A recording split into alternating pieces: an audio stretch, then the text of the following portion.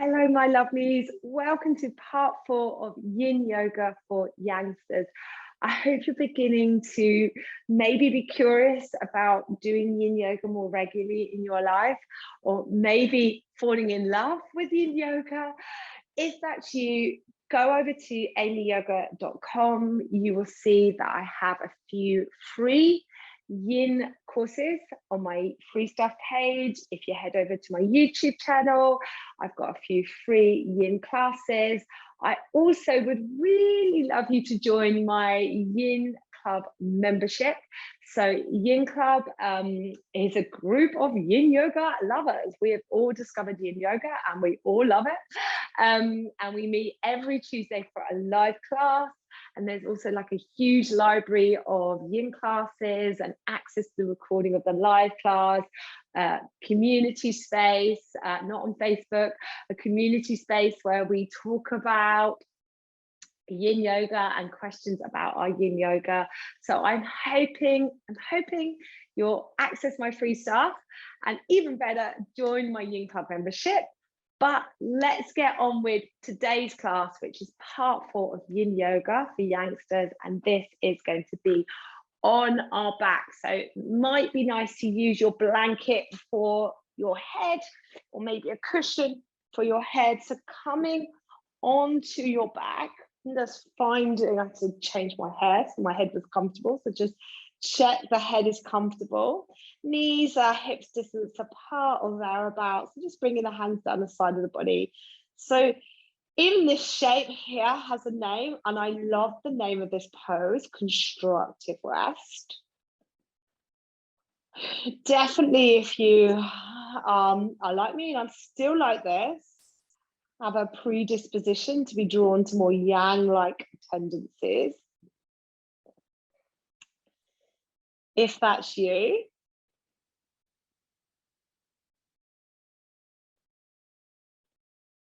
then the pose like constructive rest, that word constructive, I think, oh yeah, maybe I could give myself permission to do this. Let's take 3 breaths here.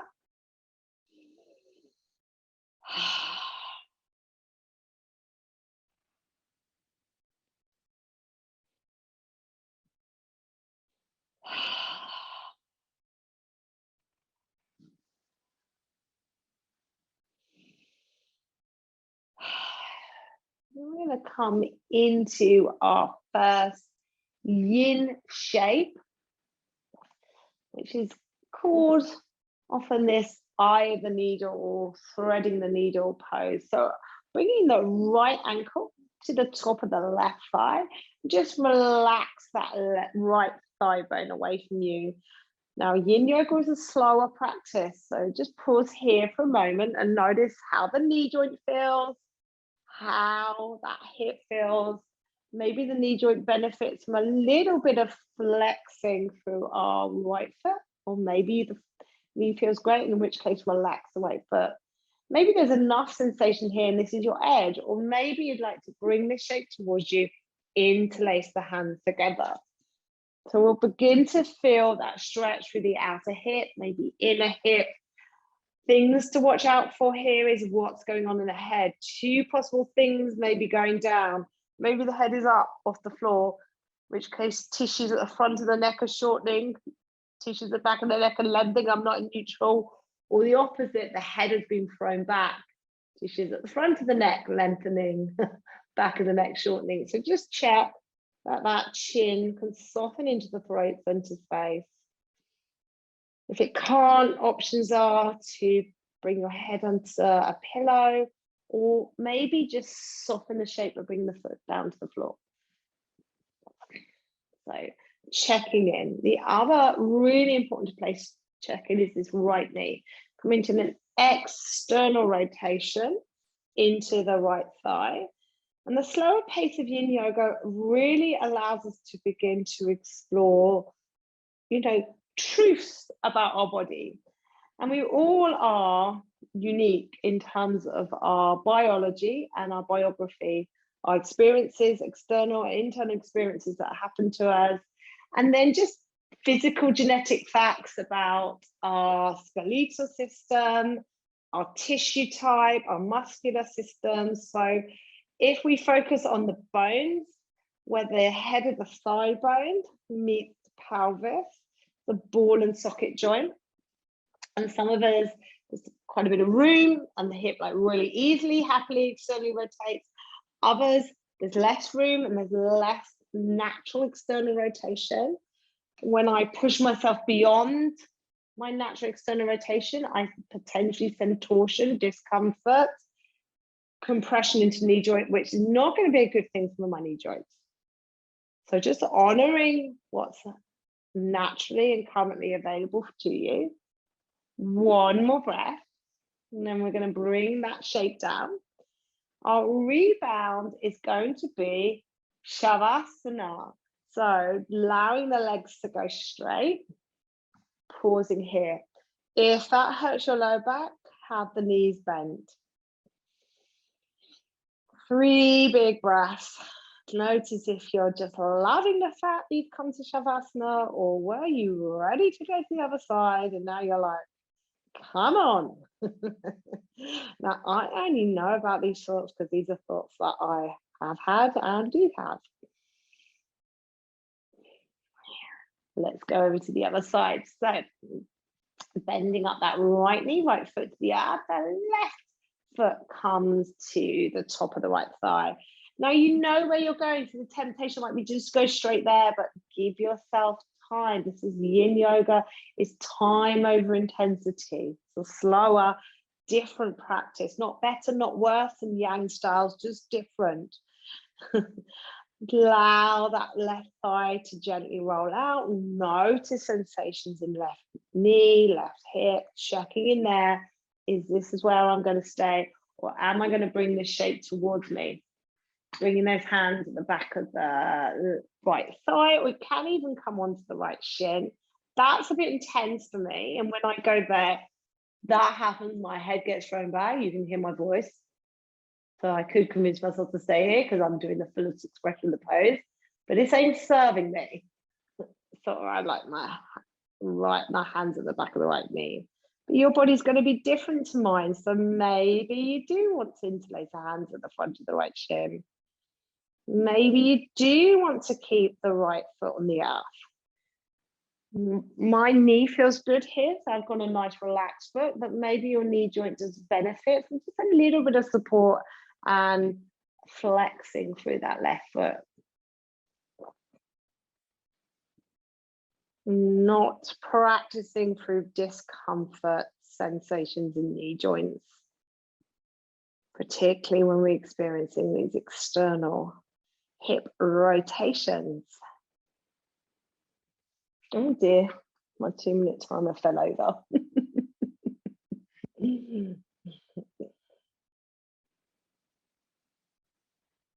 So breathing into this shape.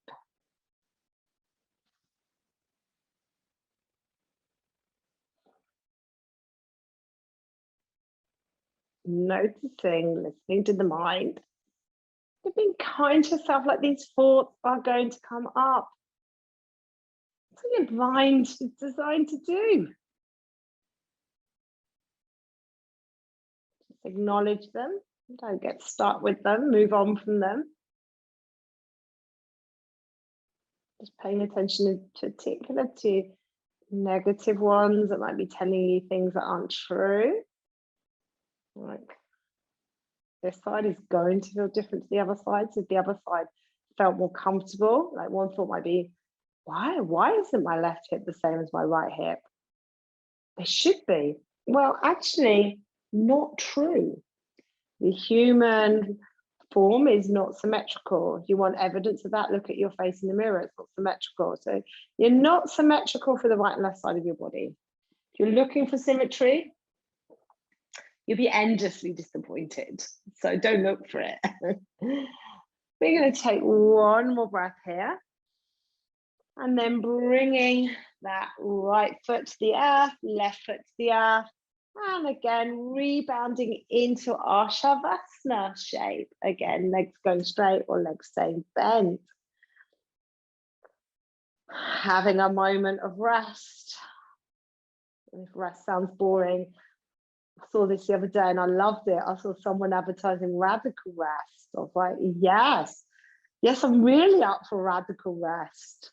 I don't know what the difference is between radical rest and resting, but that word radical really convinced me that I definitely needed to rest in a radical way. So having one more breath here in our radical shape of Shavasana. Notice how like just suddenly Shavasana sounds amazing. Any of you that are on the yang side of life, which I certainly am. So, but I have learned that yin brings balance to my yang and allows me to pursue those yang tendencies of surfing, for example, that I love so much. Let's come into our next shape, happy baby. So soles of the feet are coming to the sky, and you've got some options here. Maybe first two fingers coming to the big toe, inner edge of foot, outer edge of foot. If you're like, Amy, there is just no way my hands are going to take my feet, wrap the hands around the inside edge of the feet. If that's like, whoa, well, I can do that, but 2 minutes here, and I notice you've not done your timer yet, then one option is to just drop the feet down into more like a butterfly shape. I have now just turned over my 2-minute timer. I may be sneaking into slightly longer holds. So, traditionally in yin yoga, we come into the shape, come into the pose. So in this case, happy baby. We find our edge, that place where we can hold the pose for some time, which takes 2 minutes a day, and resolve to be still. The thing is, having had 2 children of my own, I'm regularly teaching mum and baby classes. I know that when babies are around 4 months learn to find their feet, it's really exciting. And we often aren't still and we rock from side to side. So if there is that urge, maybe in the whole of the 2-minute hold, or just part of it to rock from side to side, I'm going to say go for that. Like all styles of yoga can get a little bit precious on doing the practice a particular way and blocking off opportunities to play and explore other ways of doing things. So even that can happen in yin yoga. So don't feel you've got to be still if you like the idea of rocking from side to side. If you're beginning to think, God, get me out of here, this is so intense, it's burning in my inner groin, come out. If you're feeling a bit frustrated that the sensations are into that Goldilocks eustress zone, we're here for one more breath. Well done, guys. It's an intense one, happy baby. Bringing one leg down, the other leg. Oh, let's go radical again into Shavasana, a moment of radical rest. Love that. The rebound gives us an opportunity to feel the echo of the shapes, of feeling that into that hip flexor space.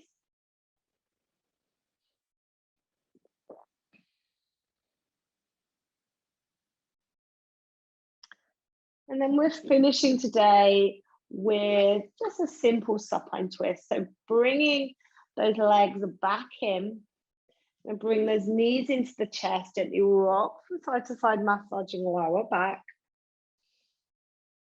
And then we're going to drop the knees over. Let's all go to the right.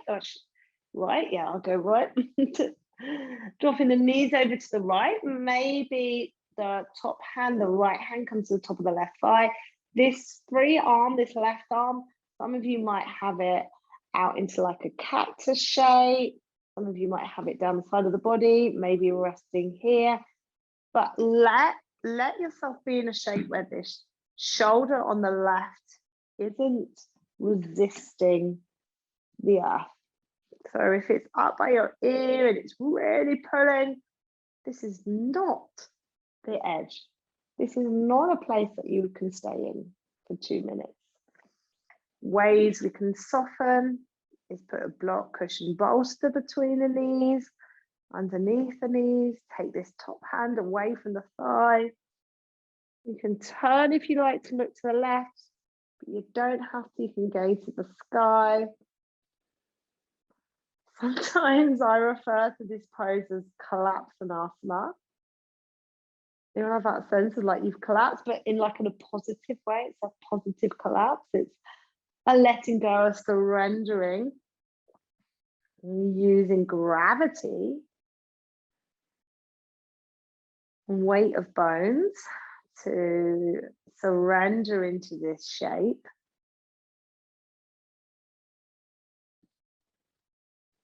Yin yoga focuses more on that time over intensity, sensation over shape. So the slower nature of the practice affords us more time to explore other possibilities for us that might work better. And also less focus on alignment and more on sensation, which might be really hard for you to experience if you've had a strong Iyengar style practice, for example, where the alignment is a big part of the practice, and it's not saying that alignment doesn't matter and alignment is important. Alignment doesn't have a place, well, it does, but in Yin yoga, it's just less important, less of a place. Isn't it good to do something different? One more breath. And coming back to center. Let's have another moment of radical rebound. Shavasana, can't resist. Notice if you were like, I was hell ready to go to the other side there. Notice if you're like, Shavasana. Notice if you can feel an echo of that shape, our supine twist. And all these questions, all this noticing helps to bring that busy monkey mind away from all of those thoughts that naturally and do race through it. Shall we take this shape over to the other side to finish our class today? So bringing those knees back into the chest, gently rocking from side to side. And then we're going to drop the knees over to the left. Left hand coming to the top of the right knee. If you like, bringing this right arm into cactus. So this, you can see on this side, if you've got a shoulder fighting against the earth, this is just not going to be comfortable. Don't fight the body. Vanda Scaravelli says, don't fight the body for the glory of the pose. She was so right. So there's so many options that might be better for your shoulder, with some cushions or blocks. Maybe the head turns to the right, maybe it looks at the ceiling, maybe the left hand comes to the top of the right knee, maybe it doesn't, maybe there's a block or cushion between there. We are gloriously, awesomenessly unique.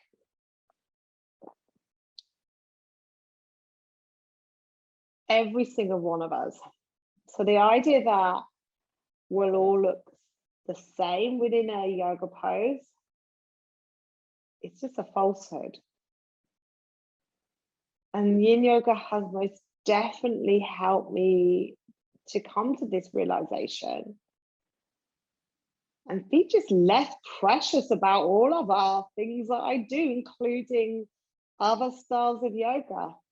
Less precious about coming into a particular shape and more focused on finding my place, my blueprint within this shape.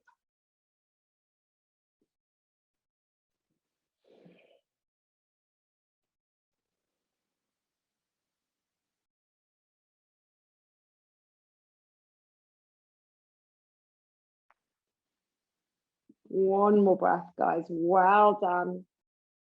Coming back to center, and we'll finish today's class with just another moment of radical rest. Let's take Shavasana If the leg straight is bothering your lower back, feel free to bend the knees, hands to your belly. Close your eyes for the echo of that shape. Knowing that whatever reason you come to your mat for the practice of yoga, whatever the style is, it is valid.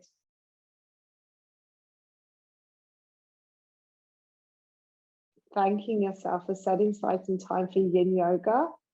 And all I can just say is keep going.